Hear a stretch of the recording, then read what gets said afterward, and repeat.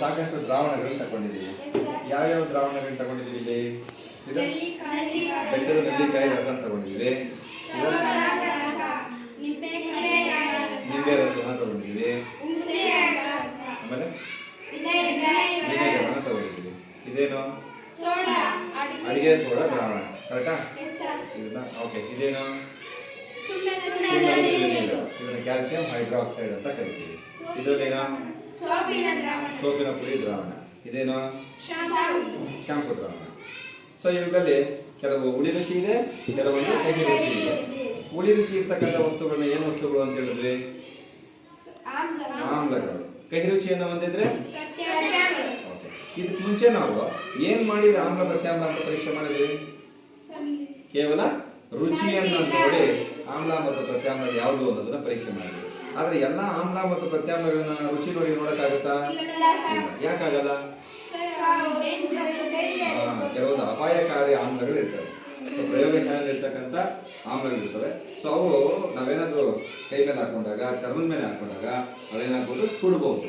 ಅದಕ್ಕೋಸ್ಕರ ಮುಟ್ಟದೆ, ರುಚಿ ನೋಡದೆ ಇದೇ ಆಮ್ಲ ಮತ್ತು ಇದೇ ಪ್ರತ್ಯಾಮ್ಲ ಅನ್ನು ಪರೀಕ್ಷೆ ಮಾಡೋದಕ್ಕೆ ನಾವು ಯಾವ ಕಾಗದಗಳನ್ನು ಬಳಸ್ತೀವಿ?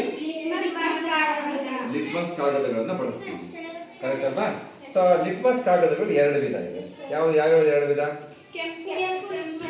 ಕಾಗದ, ಇನ್ನೊಂದು ಇದು ಯಾವ ಲಿಟ್ಮಸ್ ಕಾಗದ? ಇದು ಯಾವ ಬಣ್ಣದಲ್ಲಿದೆ? ಈಗ ನಾನು ನೋಡೋಣ. ಈಗ ಒಂದು ಆಮ್ಲದಲ್ಲಿ ನಾನು ಅದ್ತೀನಿ.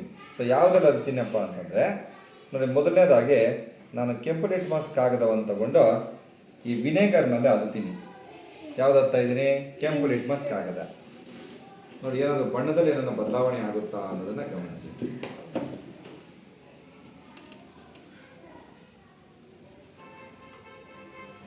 ನೋಡಿ, ಏನಾದರೂ ಬಣ್ಣದಲ್ಲಿ ಏನಾದ್ರು ಬದಲಾವಣೆ ಆಗಿದೆಯಾ?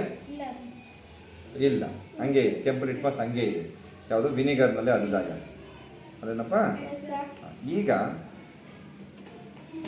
ನೋಡಿ, ನೀಲಿ ಬಣ್ಣದಲ್ಲಿದೆ. ನಾನು ಇದ್ರೊಳಗಡೆ ಅದ್ತಾ ಇದ್ದೀನಿ. ಗಮನಿಸಿ ಏನಾಗುತ್ತೆ ಅಂತ. ಏನಾಗ್ತಾ ಇದೆ? ನೀಲಿ ಲಿಟ್ಮಸ್ ಇದ್ದಂತಹ ಕಾಗದ ಈಗ ಯಾವ ಬಣ್ಣಕ್ಕೆ ಬದಲಾಯಿತು? ಕೆಂಪು ಬಣ್ಣಕ್ಕೆ ಬದಲಾಯಿತು. ಹಾಗಾದ್ರೆ ಈ ಹುಳಿ ರುಚಿಯನ್ನು ಹೊಂದಿರತಕ್ಕಂಥ ವಸ್ತುಗಳಿದಾವಲ್ಲ, ಆಮ್ಲಗಳು, ಅವು ಯಾವ ಬಣ್ಣವನ್ನು ಯಾವ ಬಣ್ಣಕ್ಕೆ ಬದಲಾಯಿಸ್ತವೆ ಅಂತ ಗೊತ್ತಾಯ್ತು? Very good. ನೀಲಿ ಲಿಟ್ಮಸ್ ಕಾಗದಗಳನ್ನ ಕೆಂಪು ಬಣ್ಣಕ್ಕೆ ಬದಲಾಯಿಸ್ತವೆ ಅನ್ನೋದು ನಮಗೆ ಗೊತ್ತಾಯಿತು. ಇದರಿಂದ ನಾವು ಈ ಲಿಟ್ಮಸ್ ಕಾಗದಗಳ ಸಹಾಯದಿಂದನೇ ಆಮ್ಲ ಯಾವುದು, ಪ್ರತ್ಯಾಮ್ಲ ಯಾವುದು ಅಂತ ಪರೀಕ್ಷೆ ಮಾಡಬಹುದು. ಒಂದು ವೇಳೆ ಆ ಕೊಟ್ಟಿರ್ತಕ್ಕಂಥ ವಸ್ತು ಆಮ್ಲ ಆಗಿತ್ತು, ಆ ದ್ರಾವಣ ಅಂತಂದ್ರೆ ಅದೇನ್ ಮಾಡುತ್ತೆ? ನೀಲಿ ಲಿಟ್ಮಸ್ ಕಾಗದವನ್ನ ಕೆಂಪು ಬಣ್ಣಕ್ಕೆ ಬದಲಾಯಿಸುತ್ತೆ. ಈಗ ಪ್ರತ್ಯಾಮ್ಲಗಳ ಗುಣವನ್ನು ನೋಡೋಣ. ಅದಕ್ಕಾಗಿ ನಾನು ಏನು ಮಾಡಿದ್ದೀನಪ್ಪ ಅಂತಂದ್ರೆ, ಇಲ್ಲಿ ನಾನು ಕೆಂಪು ಲಿಟ್ಮಸ್ ಕಾಗದಗಳನ್ನು ತಗೊಂಡಿದ್ದೀನಿ. ನೋಡ್ತಾ ಇದ್ದೀರಲ್ಲ? ಈಗ ಈ ಕೆಂಪು ಲಿಟ್ಮಸ್ ಕಾಗದವನ್ನ ನಾನು ಯಾವುದಿದು? ಅಡಿಗೆ ಸೋಡಾ, ಹೌದಲ್ಲ? ಅಡಿಗೆ ಸೋಡಾ ದ್ರಾವಣದಲ್ಲಿ ಇದನ್ನ ಅದ್ತಾ ಇದ್ದೀನಿ. ಯಾವ ಬಣ್ಣ ಇದೆ ನೋಡ್ಕೊಳ್ಳಿ? ಕೆಂಪು ಬಣ್ಣ ಇದೆ.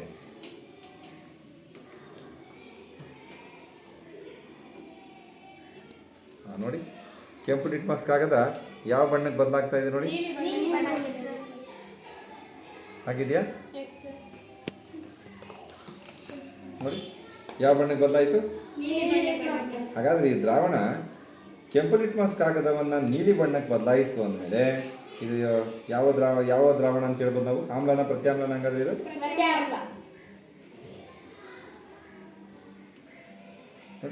ಸಂಪೂರ್ಣವಾಗಿ ನೀಲಿ ಬಣ್ಣಕ್ಕೆ ಬದಲಾಯಿತು. ಹಾಗಾಗಿ ಈ ಅಡಿಗೆ ಸೋಡಾ ದ್ರಾವಣ ಒಂದು ಪ್ರತ್ಯಾಮ್ಲೀಯ ದ್ರಾವಣ ಅಂತ ಪರೀಕ್ಷೆ ಮಾಡ್ಬೋದಾ? ಇನ್ನೊಂದಿದೆ ನನ್ನ ಹತ್ರ. ಯಾವುದು? ಸುಣ್ಣದ ನೋಡಿ, ಸುಣ್ಣದ ತಿಳಿನೀರಿದೆ, ಗಮನಿಸಿ. ಇವಾಗ ಈ ಸುಣ್ಣದ ತಿಳಿನೀರಿನಲ್ಲಿ ನಾನು ಕೆಂಪು ಲಿಟ್ಮಸ್ ಕಾಗದವನ್ನು ಅದುತ್ತೀನಿ. ಅದು ಯಾವ ಬಣ್ಣ ಇದೆ ನೋಡ್ಕೊಳ್ಳಿ? ಕೆಂಪು ಬಣ್ಣ ಇದೆ. ಈಗ ಅದನ್ನು ಅದುತ್ತಾ ಇದ್ದೀನಿ. ನೋಡಿ, ಬಣ್ಣದಲ್ಲಿ ನನ್ನ ಬದಲಾವಣೆ ಆಗ್ತಾ ಇದೆ, ಗಮನಿಸಿ. ಆಗ್ತಾ ಇದೆಯಾ? ಇಲ್ವಾ? ನೋಡಿ, ನಿಧಾನವಾಗಿ ಬಣ್ಣದಲ್ಲಿ ಬದಲಾವಣೆ ಆಗ್ತಾ ಇದೆ. ಯಾವ ಬಣ್ಣಕ್ಕೆ ಬದಲಾಗ್ತಾ ಇದೆ ಇದು?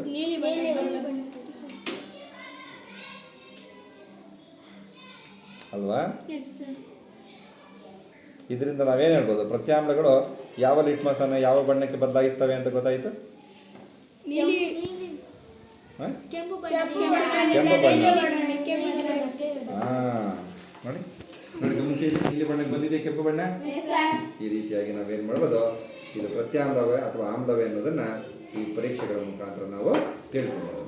ಇದರಿಂದ ನಮ್ಗೆ ಗೊತ್ತಾಗಿದ್ದೇನೆಂದರೆ ಆಮ್ಲಗಳು ನೀಲಿ ಲಿಟ್ಮಸ್ ಕಾಗದವನ್ನು ಕೆಂಪು ಬಣ್ಣಕ್ಕೆ ಬದಲಾಯಿಸ್ತವೆ, ಅದೇ ಪ್ರತ್ಯಾಮ್ಲಗಳು ಕೆಂಪು ಲಿಟ್ಮಸ್ ಕಾಗದವನ್ನು ನೀಲಿ ಬಣ್ಣಕ್ಕೆ ಬದಲಾಯಿಸ್ತವೆ ಅಂತ ಗೊತ್ತಾಯ್ತು. ಇದು ಒಂದು ಗುಣ. ಇನ್ನು ಎರಡನೇದು, ಆಮ್ಲಗಳು ಇನ್ನೊಂದೇನು ಗುಣ ಹೇಳಿದ್ರೆ, ರುಚಿ ಯಾವುದಿದೆ ಅಂತ ಹೇಳಿದೆ? ಆಮ್ಲಗಳು ನಿಂಬೆಹಣ್ಣು ಇವೆಲ್ಲ ಯಾವ ರುಚಿ ಇರ್ತವೆ? ಹುಳಿ ರುಚಿ. ಹಾಗಾಗಿ ಆಮ್ಲಗಳು ಹುಳಿ ರುಚಿಯನ್ನು ಹೊಂದಿರ್ತವೆ. ಹಾಗಾದ್ರೆ ಪ್ರತ್ಯಾಮ್ಲಗಳು ಯಾವ ರುಚಿಯನ್ನು ಹೊಂದಿರ್ತವೆ? ಕಹಿ ರುಚಿಯನ್ನು ಹೊಂದಿರ್ತವೆ ಅನ್ನೋದು ನಮಗೆ ಈ ಪ್ರಯೋಗಗಳಿಂದ ಗೊತ್ತಾಗುತ್ತೆ.